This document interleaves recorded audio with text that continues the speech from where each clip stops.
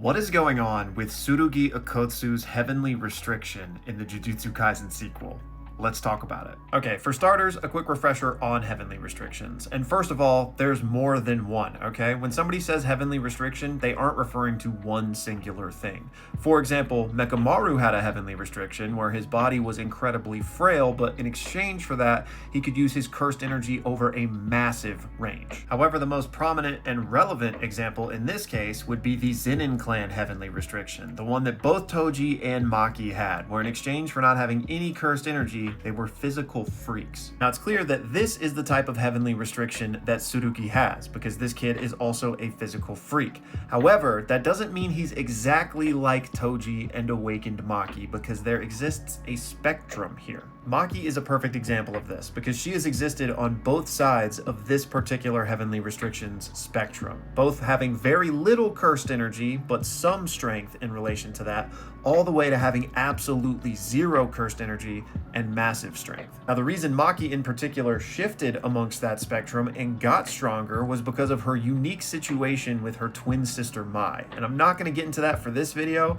I've got other videos where we talk about it, and I'm sure you guys know by now. But essentially what I'm getting at here is that there exists a spectrum of heavenly restrictions, even specifically cursed energy in exchange for physical strength heavenly restrictions. So what we're trying to figure out is where Tsurugi falls on that line. Is he an equal of Toji and awakened Maki, meaning he has absolutely zero cursed energy? Or could he still have some very small amount of cursed energy, likening him to a pre-awakened Maki, who would still be physically gifted, just not on the level of a Toji? Okay, so with all of that out of the way, what can we look at from the first chapter to help us answer this question? And first and foremost, we are repeatedly told just how strong he is, which obviously speaks to the fact that he has this heavenly restriction, right? When he was a kid and Yuka was gifted the ring, he was like, oh, I want a ring too. And Maki said, oh, don't worry, you don't need one of those rings because you're so strong. Yuka talks about how strong her brother is, and I think I mentioned it earlier, but we see him lifting those weights. Like, he's clearly a physical freak, but how far on that spectrum exactly, right? Well, one of the most important pieces of evidence, in my opinion, is this statement from his sister right here, who says that he doesn't have any cursed energy. Now, it could have just been a colloquial, explanation to Maru in that moment, but it would have been very easy to say, oh, he has a very tiny amount of cursed energy, or he doesn't have as much cursed energy as a normal person. No, she says none, which would speak to a heavenly restriction on Toji and awakened Maki's level. We also have this panel where Maki literally tells Suguri that you are a lot like me. Now, we can't necessarily glean too much from that because Maki has been both pre-awakened and awakened, but this version of Maki is awakened, right? So she might be likening him to her current state. Now, the next thing we can look at is this barrier teleportation trap. We know that it captures Sudugi, but it doesn't capture his sister because she has too much cursed energy. Essentially, the trap does not interact with things that have a certain level of cursed energy. So him being taken by this could speak to the fact that he doesn't have any, but it doesn't let us know that for sure, because we know the trap still works on people with small amounts of cursed energy. Otherwise, these kids wouldn't be able to be abducted, because yes, this kid has cursed energy. Everyone in Japan has cursed energy. It's just that most people have very small amounts. Sorcerers are the ones with way more. So it could be that Tsurugi still has a little bit of cursed energy like a normal human, and thus he was able to be captured by this.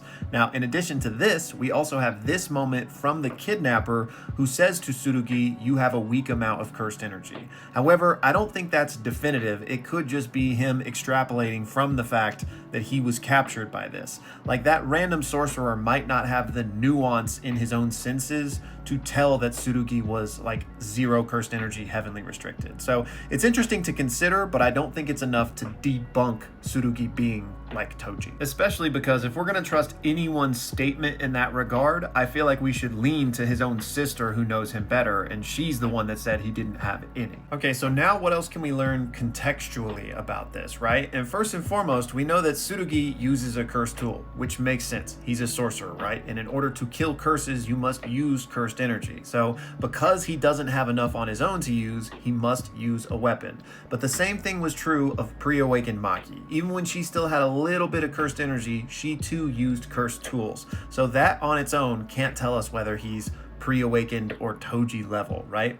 However, another interesting thing to look at in regards to Maki is that in her pre-awakened state, she had such little cursed energy that she couldn't even see curses, which is why she had to wear her special glasses, which are a cursed tool. Some people don't know that, but those glasses were a cursed item that allowed her to see curses.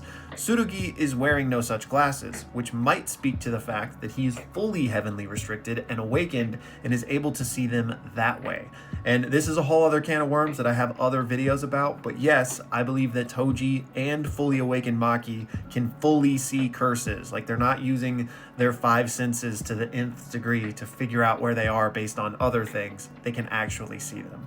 So the fact that Tsurugi's not wearing glasses might mean that he too can actually see curses, which would mean he was fully awakened just like Toji. However, this story does take place 80 years in the future, right? So for all we know, maybe he's got some cursed contacts or something. Next, speaking of the enhanced senses of a heavenly restricted user, Tsurugi seems to have those. Because if you'll recall, in chapter 1, we have this investigation montage, right? Where eventually Yuka cracks the case by being able to discern that there is this kind of cursed energy pathway that people are kind of absent-mindedly following. And that's what's leading them to the barrier trap, right? And Maru, who is a sorcerer in his own right, like not in the same way that people in Japan are, but he's very familiar with sorcery. Like, that's the same abilities that his people have, right? And he couldn't pick up on that. And something that Yuka says is, oh, it's not that impressive. Even a window could do it. And somebody had to remind me what windows were. But essentially what windows are in JJK are people with a bit more cursed energy than normal that allows them to see curses. So, sorcerers can see curses, normal humans can't because they don't have enough. Windows are kind of somewhere in the middle, right? So she's saying, like, if you've got that much, anyone could have been able to see it. But interestingly, Maru didn't. But in Tsurugi's case here, he doesn't have, even if he has a little bit of cursed energy, it's a tiny amount, right? It would certainly be less than a window, and it would be less than a normal human even, right? And yet he was able to figure this out. So I think that speaks to his kind of otherworldly, heavenly, restricted, amped senses that he was able to pick up on this as well. And the final big thing we need to talk about is this moment right here, where we see Tsurugi use the new shadow style when he attacks the kidnapper. Does that mean he must have some amount of cursed energy in order to do that? And no, I don't think so. Yes, in original JJK, we only ever saw people with cursed energy do it, but I don't think that means you have to have it to do it, because there are different forms even of the new shadow style. Now, with Miwa, we saw her combine the Bato sword drawing that we see Tsurugi do here with her simple domain. We also see Kusakabe combine that with his simple domain, but we also see Kusakabe just use it without simple domain. Now, assuredly, Kusakabe is using cursed energy when he does this, but I don't think that means that Tsurugi must. He might just be using the actual sword style for his strike. And also importantly, he's using a cursed tool, so that could be facilitating this to some extent. He's not using simple domain or anything like that here. I think he is simply using an actual sword style with his strike because he's using a sword. I don't think this speaks, or at least cannot definitively speak, to whether or not he has cursed energy. Oh, and one really important thing to note is that these two are not twins. Tsurugi is a year older than his sister, so we don't have a repeat of history here. It's not the same thing that happened with Maki and Mai, where Maki was weak because her sister existed. So it's not a situation where like Yuka is gonna die and then he'll become fully awakened, because they're not twins. With all that out of the way, I'm leaning that Tsurugi is a full heavenly restriction just like Toji, meaning he has zero cursed energy and he has that level of physicals.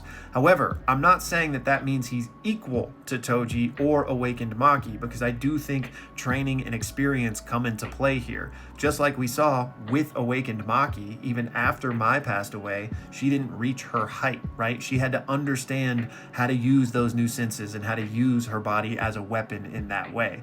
So Tsurugi, even if he is like them, doesn't mean he's as strong as them right now. He would still need to train and better understand how to use his gifts. And then the final thing I want to address here is this panel, where again, Maki tells Suguri that he is like her. And she goes on to say that yes, it's because you get stronger through loss. Because again, that's exactly what happened with Maki, right? She got her power boost once she lost Mai.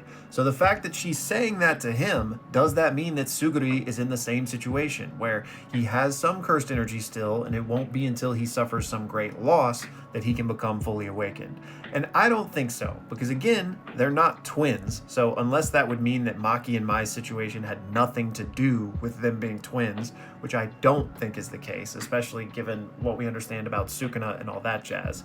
And I think that, if that was a narration that said that and compared him to Maki in that way, that would be one thing. But this is just Maki speaking to her grandson. She's relating to him in the way that she knows how. Because he's heavenly restricted like her, he's just saying that, like, hey, you need to be careful. This is how things work with us. Now, could it be that he has cursed energy and he will need to lose something to awaken and it just has nothing to do with twins?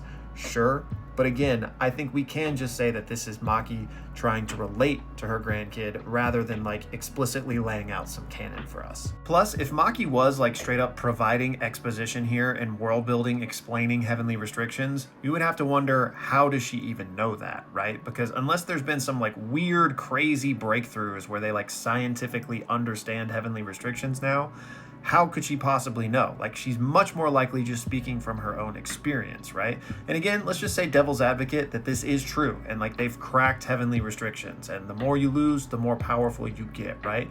Toji's situation doesn't seem to have anything that points to that, right?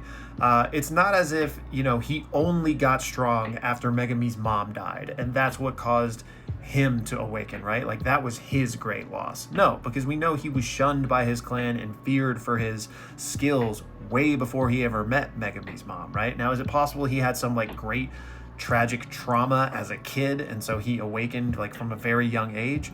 I suppose so, but again, I feel like we got to do way more heavy lifting to get there than to just assume that Grandma Maki was trying to relate to her grandson. Anyways, that's going to do it for this one, y'all, but please let me know all of your thoughts on this down in the comments. Do you think he's like Toji, or is he more like a pre-awakened Maki? And if so, why? So let me know, and as always, thank you for watching.